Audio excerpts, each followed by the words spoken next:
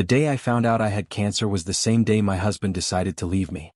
I wish I could say I'm exaggerating or that maybe I misunderstood something in the chaos of that moment, but I'm not. That's exactly how it happened. One minute I was sitting in a cold hospital room, trying to process words that didn't feel real, and the next, my entire life cracked open in a way I never saw coming. It started on a quiet Tuesday morning. Nothing felt unusual at first. I remember the sunlight coming through the curtains, the faint smell of tea in the kitchen, and the sound of my husband moving around like any other day. We had been married for 7 years. Not perfect but stable, or at least that's what I believed.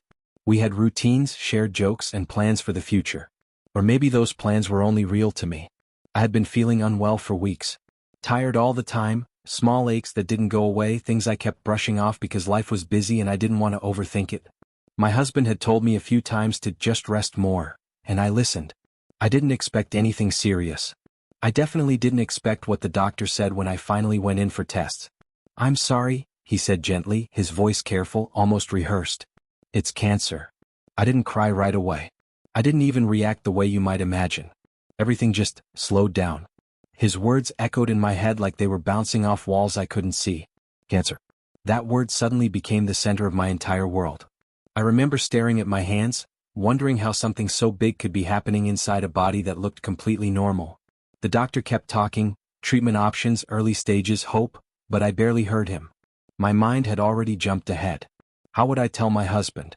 How would this change everything? Would he be scared? Would he stay strong for me? I walked out of the hospital in a daze, clutching a folder full of papers I didn't understand. My phone buzzed in my bag. It was him. "How did it go?" his message read. I stared at it for a long moment before replying, "We need to talk." When I got home, he was sitting on the couch, scrolling through his phone like nothing had changed. For a second, I just stood there watching him, trying to hold on to that version of my life, the normal one, for just a few more seconds. Then I sat down across from him and told him everything. I expected shock, concern, maybe even tears. Instead, he went quiet.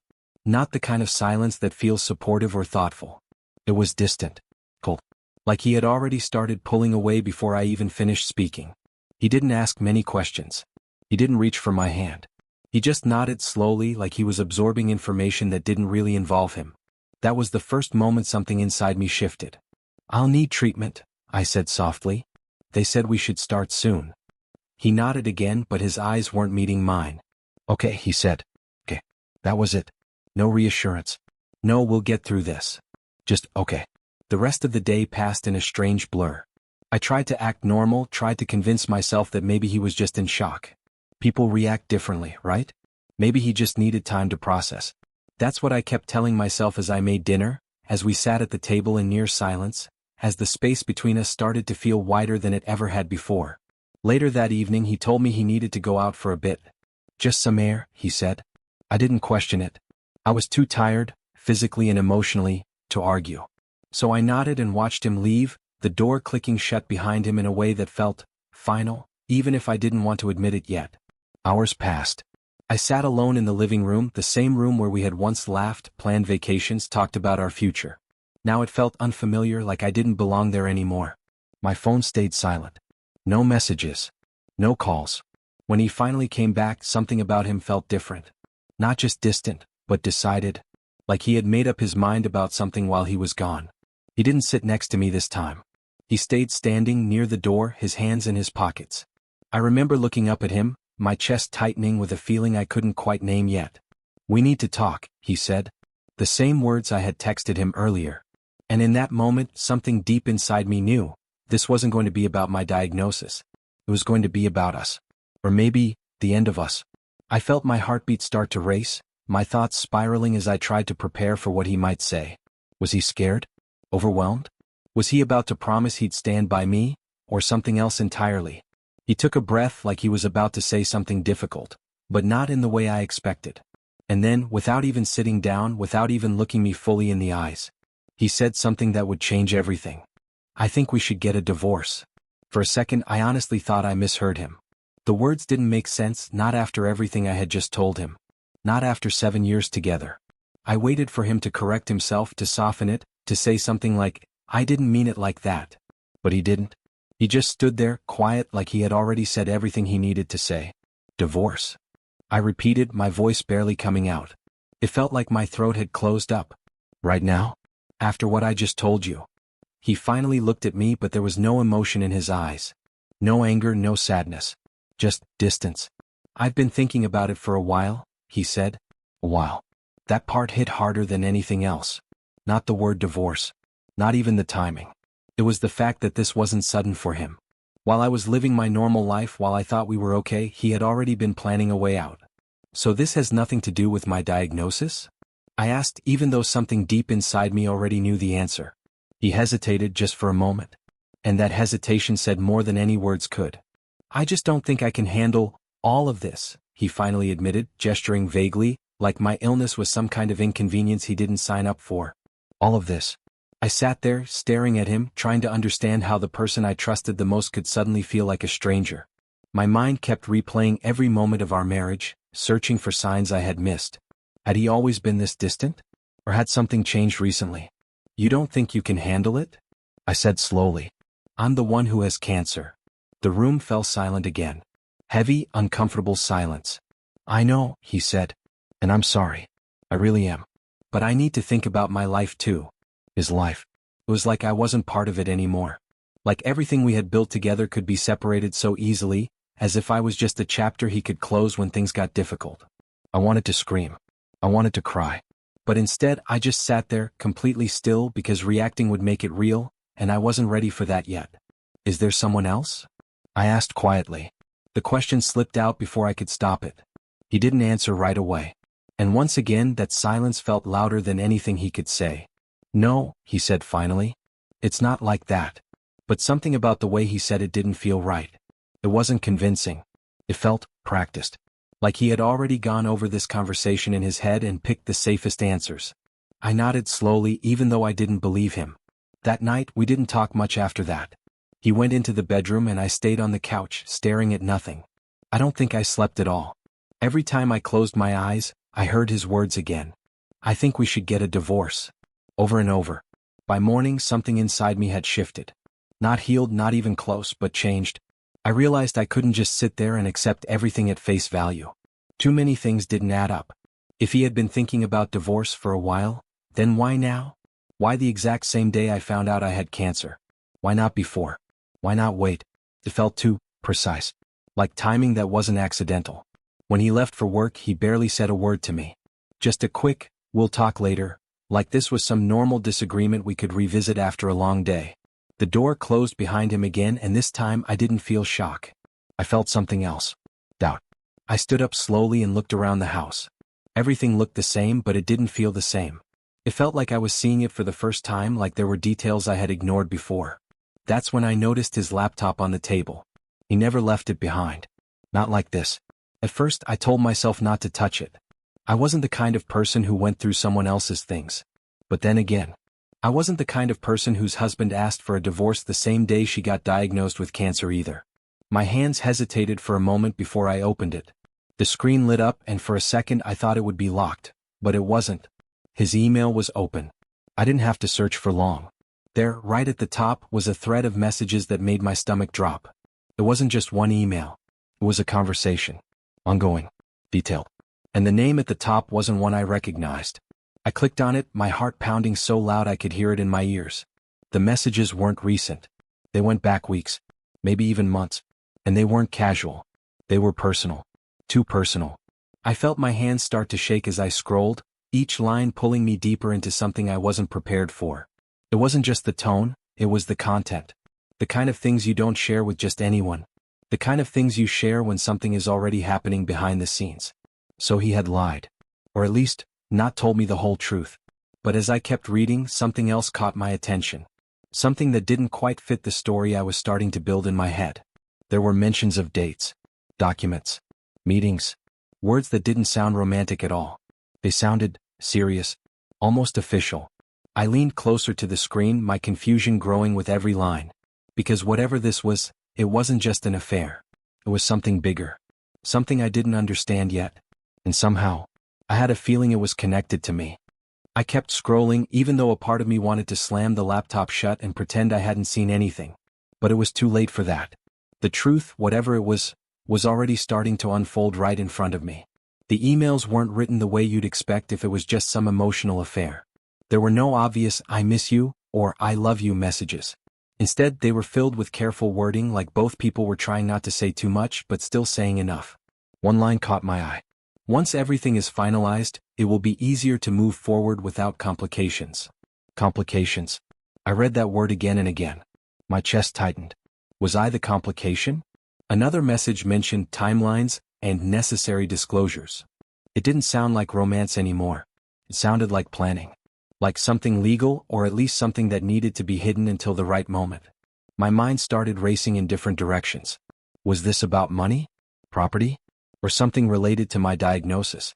The thought made my stomach twist. No, that would be too cruel. Even for him. But then again, I hadn't expected him to ask for a divorce like that either. I kept reading until I reached the most recent message. It had been sent just hours before I came home from the hospital. "Let me know when you've told her. We need to proceed quickly." My hands went cold. Told her. That had to be me. So this wasn't just something he had been thinking about quietly. This was something he had been discussing with someone else. Planning. Timing. And the word "quickly" made it even worse. Why the rush? I leaned back, trying to piece everything together, but nothing fully made sense yet. It felt like I was looking at only half the picture, like there were pieces missing that I didn't even know existed. I closed the laptop slowly, my reflection staring back at me from the dark screen. I looked the same, but I didn't feel the same. Everything I thought I understood about my life felt unstable now. For the rest of the day I couldn't sit still. I walked from room to room, replaying every conversation, every small detail from the past few months. Things I had ignored before started to stand out now. The late nights. The way he would step outside to take calls. The sudden change in how he talked about the future. Less we, more I. How did I not see it? Or maybe I did and I just didn't want to believe it. By the time evening came, I had already decided I wasn't going to confront him right away. Not yet. I needed more information. Because whatever this was, it felt bigger than just a failing marriage. When he came home that night, I watched him carefully. Every movement, every word, every expression. He greeted me like nothing had happened, like we hadn't had the most life-changing conversation just the night before. "Did you rest?" he asked casually, setting his keys down. I nodded. A little. It felt strange, pretending everything was normal when nothing was. But I needed him to think I didn't know anything yet. We sat down for dinner, and the silence between us felt heavier than ever. I noticed how he avoided eye contact, how quickly he changed the subject when anything even slightly serious came up. At one point his phone buzzed on the table. He glanced at it quickly and turned the screen away from me. A small detail. But now it meant everything. "Work?" I asked, trying to sound neutral. "Yeah," he said quickly. "Just work stuff." I nodded again, but inside my thoughts were spinning. Was it the same person from the emails? Were they talking about me right now? Later that night, while he was in the shower, I noticed his phone on the bedside table. I wasn't proud of what I was about to do, but I also knew I couldn't ignore the feeling that something serious was being kept from me. I picked it up, my hand slightly shaking. It was locked. Of course it was. I let out a quiet breath, placing it back exactly where it was. For a moment I just stood there, staring at it, feeling more helpless than I had all day. There were answers so close to me but still out of reach. When he came out of the bathroom, I pretended to be scrolling through my own phone, acting like nothing had happened. He didn't seem to notice anything unusual, but I could feel the tension between us growing. It wasn't just about the divorce anymore. It was about trust. Or the complete lack of it. That night, as he slept beside me, I stayed awake again, staring at the ceiling. My diagnosis, the divorce, the emails, it all blended together into one overwhelming mess. But one question kept coming back louder than the rest. Why now? Why did everything fall apart on the exact same day? It couldn't be a coincidence. Just couldn't. And then another thought crossed my mind. One that made my heart race in a completely different way. What if my diagnosis wasn't just bad timing for him? What if it was part of the reason? I turned my head slowly, looking at him sleeping peacefully beside me, as if nothing in the world had changed. But everything had. And the more I thought about it, the more it felt like I was standing at the edge of something much deeper than I had first imagined. Something hidden. Something planned. And somehow I had the feeling that the truth, whatever it was going to be far worse than I was ready for.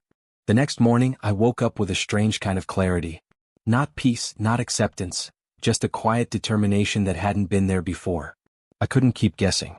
I couldn't keep living in this fog of half-truths and silence. If there was something being hidden from me, I needed to find it. He had already left for work by the time I got out of bed. No message, no note. Just an empty house that somehow felt even colder than before. I stood in the kitchen for a while, staring at nothing, replaying everything I had seen on his laptop. The emails. The wording. The urgency. It didn't feel random. It felt like a plan already in motion, and I was the last one to know. I tried to distract myself by looking through the medical papers the doctor had given me, but the words blurred together. Treatment plans, timelines, options, all of it felt distant compared to the question that kept pulling me back. What was he really doing? And who was helping him? By midday I couldn't take it anymore. I grabbed my bag and stepped outside, not even fully sure where I was going at first. But my mind kept going back to one detail from the emails, those mentions of meetings and documents. So I went to the only place that made sense. His office. I had only been there a few times before. It was a clean, quiet building, the kind of place where everything looks organized on the surface. As I walked in, I felt out of place, like I was stepping into a version of his life I didn't fully belong to. The receptionist smiled politely. "Can I help you?" "I'm here to see him," I said, giving his name. She hesitated for a second, then checked something on her screen. "He's actually in a meeting right now." Of course he was. "Do you know how long it'll take?" I asked. "I'm not sure," she replied. "It's an external meeting. He stepped out about an hour ago." External. My chest tightened slightly. "Do you know where?" She shook her head. "I'm sorry, I don't." I nodded, trying to stay calm. "That's okay. Thank you." But as I turned to leave, something caught my attention. A familiar name on a small board behind the desk. A list of scheduled appointments. I stepped closer, pretending to check my phone, but my eyes were locked on that list. There it was. His name. And right next to it, another name. The same one from the emails. My heart skipped. So this person was real. Not just some online contact. Not just a hidden conversation. They were meeting. In person. And not just once. There were multiple entries over the past few weeks. I stepped outside the building, the noise of the street suddenly feeling louder than usual. My thoughts were moving fast now, connecting pieces that had felt separate before. This wasn't just emotional distance. This wasn't just fear of my illness. This was something planned. Something structured. I pulled out my phone and opened the email app, staring at the name again, trying to make sense of it. It didn't sound familiar.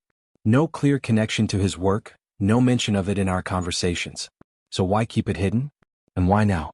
As I stood there, another memory surfaced. Something small, something I had brushed off at the time. A few weeks ago, he had asked me about some of our financial documents. Insurance papers. Property details. At the time, he said it was just for organization. But now it didn't feel so harmless. A chill ran through me. I turned and started walking, not even fully aware of where I was heading. My thoughts were too loud, too tangled. Every answer I uncovered seemed to lead to even more questions. By the time I got home, I felt exhausted, but not physically. It was the kind of exhaustion that comes from overthinking, from trying to hold too many possibilities in your head at once. I sat down and looked around the house again, but this time I wasn't just seeing memories. I was seeing clues. Everything felt like it had meaning now. The documents in the drawer. The way he had been acting. The timing of everything. I stood up and walked straight to the cabinet where we kept our important papers. My hands moved quickly, pulling out files, opening folders, scanning through pages. At first, nothing seemed out of place. But then I found it. A folder I didn't recognize. It wasn't labeled clearly, just a simple cover, almost like it wasn't meant to stand out. I opened it slowly, my heartbeat picking up again. Inside were copies of documents. Legal documents. My eyes moved across the pages, trying to understand what I was looking at. There were terms I recognized. Agreements, signatures, dates, recent dates. And then I saw my name. Right there, printed clearly. I froze. I didn't remember signing anything like this. My hands tightened around the papers as I flipped through them more quickly now, my breathing uneven. This wasn't just about divorce. This was something else. Something I had never agreed to. Something I didn't even know existed until now. A sudden sound behind me made me jump. The door. I turned slowly, my heart racing as I heard it open. Footsteps. He was home. Too early. I barely had time to react before he stepped into the room and stopped. His eyes moved from me to the papers in my hands. And in that moment, everything changed. The silence between us wasn't just tense anymore. It was explosive. Because now, he knew that I knew. And the look on his face wasn't guilt. It wasn't regret. It was something much harder to read. Something that made my stomach drop. Because whatever this really was, I had just stepped directly into the middle of it. He didn't move at first. Just stood there in the doorway, looking at me holding those papers like I had been caught doing something I wasn't supposed to. But the strange part was, he didn't look shocked. Not fully. It was more like he was calculating, deciding what to say next.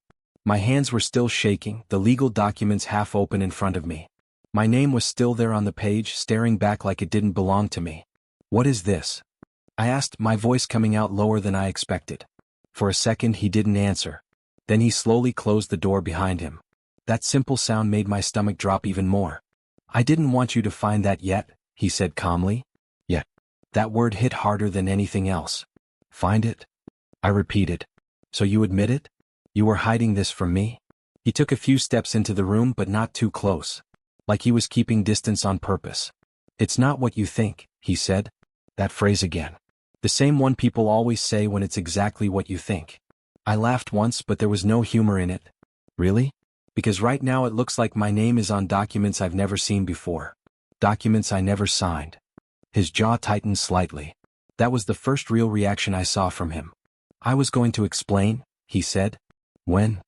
I asked immediately. "After I finished treatment? After everything?" He didn't answer. The silence stretched again, but this time it felt different. Not just heavy, strategic. Like both of us were holding back pieces of information. Then I noticed something else. He wasn't alone. I heard another sound from outside the room.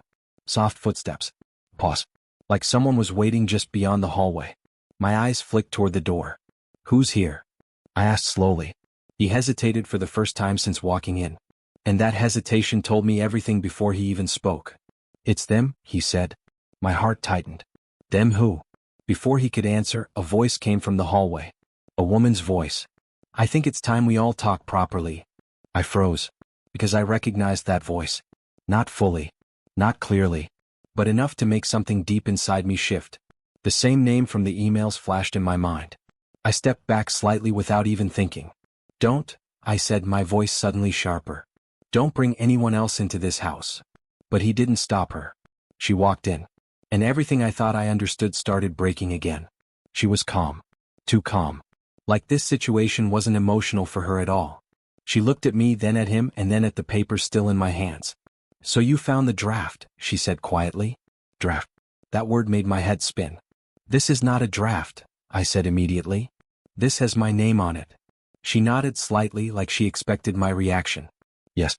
That's why we needed you to see it eventually." "We." That word again. I turned to him sharply. "We." He finally looked away for a second. Just 1 second. But it was enough. So it wasn't just him. It was both of them. Something inside me went cold. "I don't understand," I said slowly. "What is going on? Why is my name on legal documents I've never seen? Why are you both acting like this is normal?" The woman stepped a little closer, but not aggressively. More like she was trying to control the pace of the conversation. "It's not about hiding anything from you," she said. "It's about timing." "Timing for what?" I snapped. She exchanged a quick look with him before answering. "For protecting you." That made me stop. For a moment, the room went quiet again. Protecting me. That didn't fit with anything I had seen so far.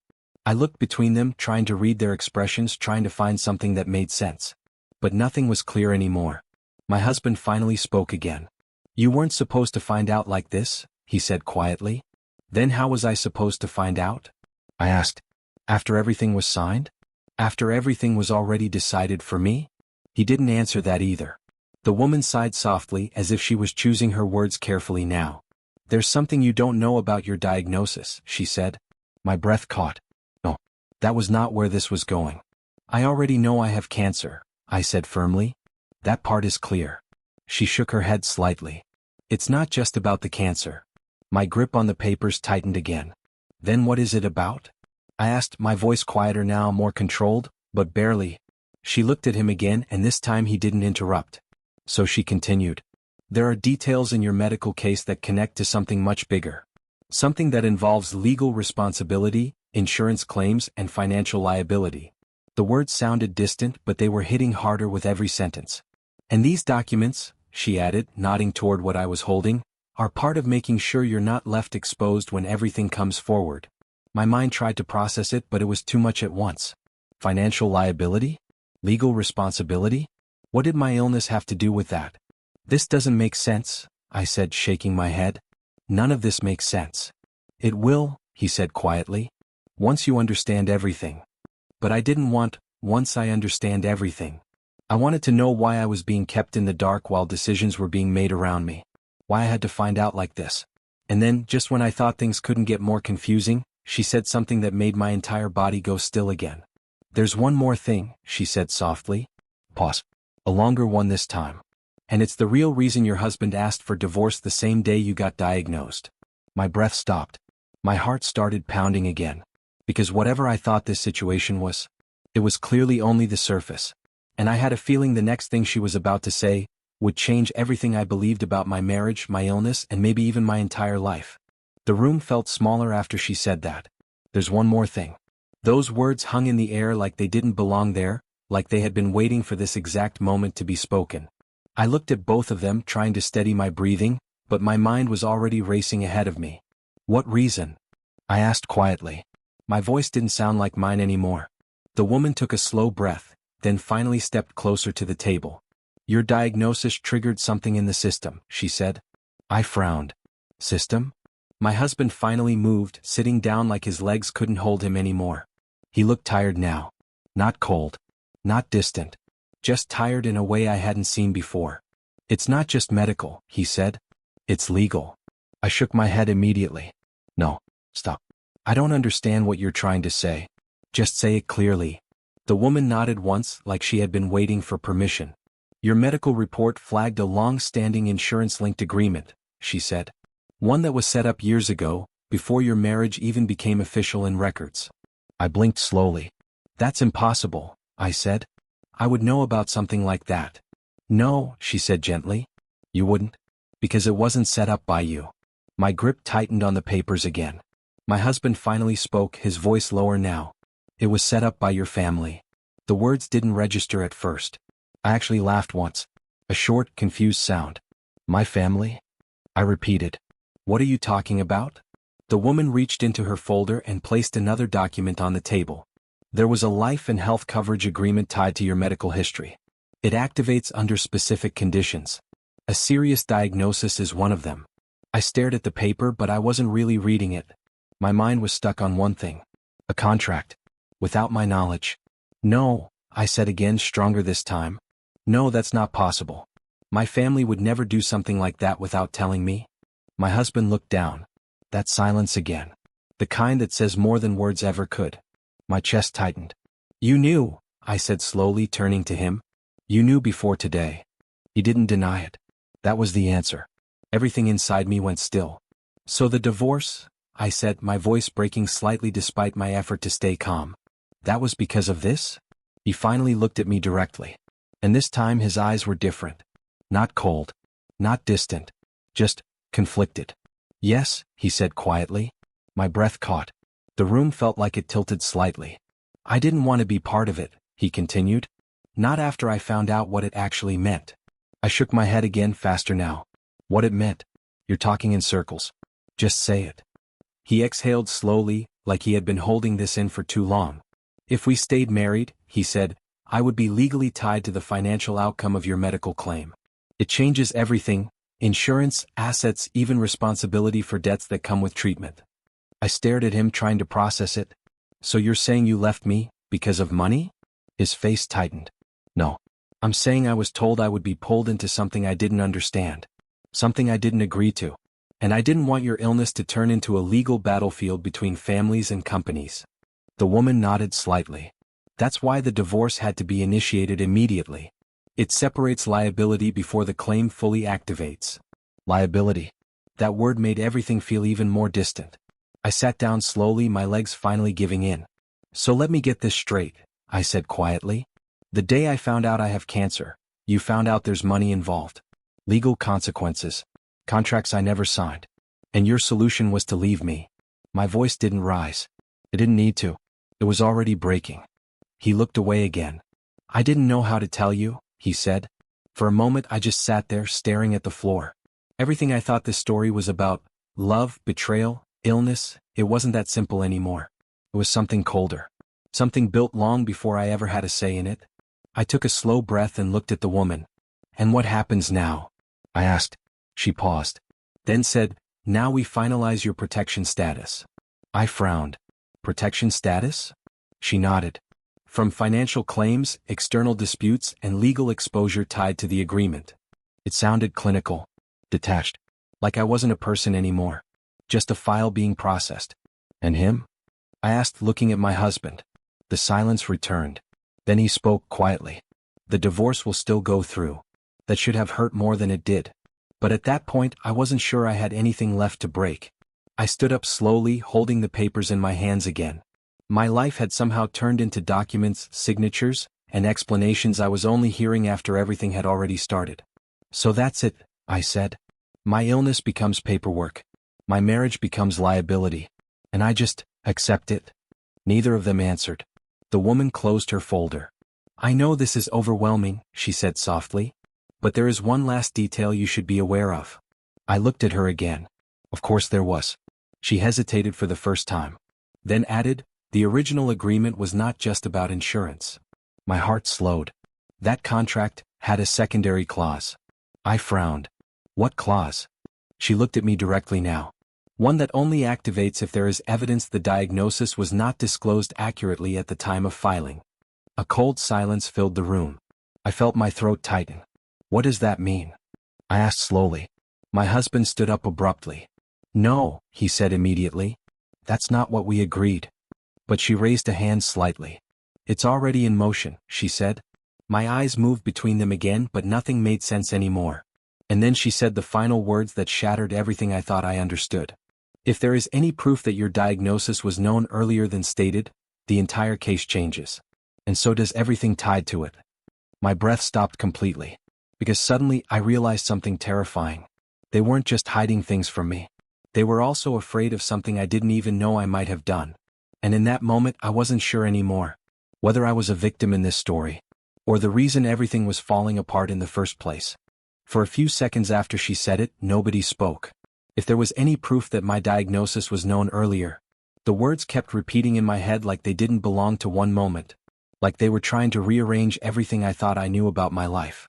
My hands felt cold again, but this time it wasn't fear. It was something deeper. Confusion mixed with disbelief. "That's not possible," I said finally, my voice quieter now. "I only found out that day. I went to the hospital, I did the tests, and I came home with the report. That's it." The woman watched me carefully. Not judging. Just observing. "I believe you," she said gently. "But we still have to verify the timeline. That's how the system works." My husband stepped forward immediately. "There is no earlier disclosure," he said firmly. "She didn't know. I was with her the entire time leading up to it." For the first time since this conversation started, he sounded sure again. Not defensive. Not confused. Just certain. The woman nodded slowly. "Then there's nothing to worry about on that clause." Silence followed again, but this time it felt different. Like something had finally stopped building pressure. I sat back down, my body suddenly feeling heavy. Everything that had been spiraling for days, the divorce, the emails, the legal documents, the strange meetings, it all seemed to slow down. "So what happens now?" I asked again, but softer this time. The woman closed her folder completely. "Now the protection process begins. It will separate financial responsibility from medical care. You won't be involved in any legal disputes related to the insurance structure." "And the divorce?" I looked at him. He hesitated, then spoke honestly this time. "It will still go through." But there was no anger in his voice anymore. Just finality. I nodded slowly. Strangely, it didn't feel like a second shock anymore. It felt like something that had already happened days ago and I was only now catching up to it. The woman gathered her things. "I'll submit the final report," she said. "You'll receive confirmation soon." Then she looked at me one last time before leaving. "I know this wasn't easy. But you are now protected from anything tied to that agreement." And just like that she left the room. The door clicked softly behind her. And it was just us again. Me and him. The silence this time wasn't sharp anymore. It wasn't explosive. It was just empty. I looked at him properly for the first time in what felt like forever. "You really were going to leave no matter what, weren't you?" I asked. He didn't deny it. But he didn't look away either. "Yes," he said quietly. Because I couldn't stay inside something I didn't understand anymore.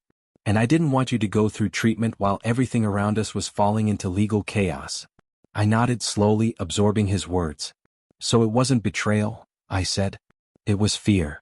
He paused. Maybe both. That honesty hurt less than I expected. Because at least now there were no more hidden layers between us. No more emails.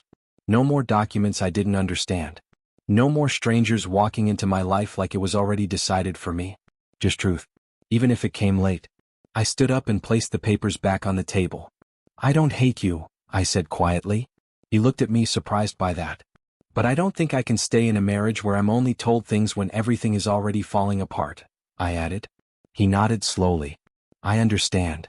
And for the first time it felt like he really did. There was no dramatic goodbye. No argument. No last-minute change of heart. Just a quiet acceptance of something that had already ended long before we said the words out loud. He picked up his keys. I'll make sure everything is handled properly, he said. I nodded once. Then he left. The door closed behind him, and this time I didn't feel it break anything inside me. It just ended. Days passed after that in a strange kind of silence. My diagnosis became real in a different way once the chaos settled. Hospital visits, treatment planning, follow-ups. Life didn't stop just because everything else had changed. But something inside me was different now. The confusion was gone. The fear was still there, but it had shape now. Something I could face instead of something I had to chase through unanswered questions. One afternoon, I received the official letter about the protection process. Everything had been separated exactly as they said. No financial ties. No legal overlap. Just my medical journey on its own terms. There was no more talk of clauses or liability or hidden agreements. Just treatment. And life moving forward. I sat by the window that evening, holding the letter in my hands. The same hands that had once shaken holding hospital reports and divorce papers. It was strange how quickly everything had changed and yet how slowly it all made sense. My husband didn't come back. Not after that day. There were no dramatic reunions. No last-minute apologies that fixed everything. Just distance that became permanent. And maybe that was the part one finally understood. Not every story ends because someone is right or wrong. Sometimes it ends because people simply can't carry the same weight anymore. As for the hidden documents, the emails, the meetings, they were eventually explained in full through legal channels. It was all part of a larger insurance structure I was never meant to handle alone. Complicated systems, financial safeguards, medical policies I never even knew existed around me. It wasn't as dark as I once feared. But it wasn't simple either. And the final truth that stayed with me the most was this. My life didn't fall apart because of one betrayal. It shifted because too many things were happening around me that I was never fully part of. Weeks later, as I started treatment, I realized something quietly. The real story wasn't just about a husband filing for divorce the day I was diagnosed with cancer. It was about how quickly life can turn into something you don't recognize. And how slowly you learn that not every ending is an enemy. Some endings are just reality finally catching up.